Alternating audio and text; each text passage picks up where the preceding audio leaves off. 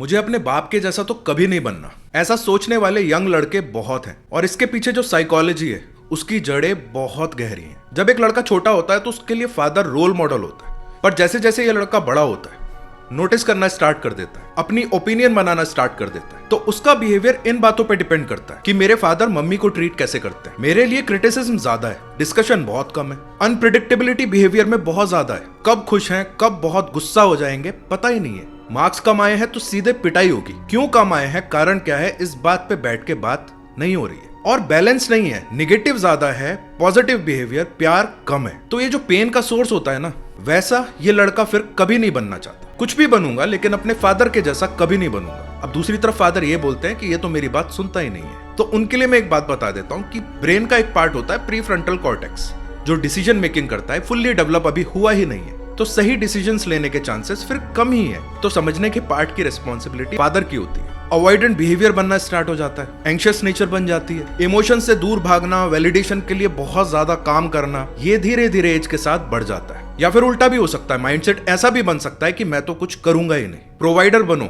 Emotions week लोग दिखाते हैं, ये स्क्रिप्ट हमेशा फादर से ही आती है। मदर्स तो गले लगा लेती हैं, लेकिन बाप ने कब गले लगाया था वो पता ही नहीं है। तो बात यह है कि आज की जो जनरेशन है उसको इमोशंस चाहिए। आप पैसे प्रोवाइड करा रहे हो या आपको लगता है कि उनको पैसे चाहिए लेकिन शायद उनको प्यार चाहिए, ये भी हो सकता है। तो ये बातें कभी बोली नहीं जाती हैं या बहुत बार लोगों को समझ नहीं आती। मैं ये नहीं बोल रहा हूं कि सब फादर्स खराब है, उन्होंने अपने फादर्स से जो एक्सपीरियंसेस लिए उनको ट्रांसफर कर दिया, उनको वही सही लगता है। क्या पता उनको पता ही ना हो कि थोड़े से इमोशंस अगर वो शो करेंगे तो कितना कुछ बदल सकता है। रील्स तो सब देखते हैं, तो आज हम कुछ बिहेवियर्स को अनलर्न भी कर सकते हैं और कुछ नए बिहेवियर्स को सीख भी सकते हैं। देर कभी नहीं होती सर, ठीक तो आज भी सब हो सकता है।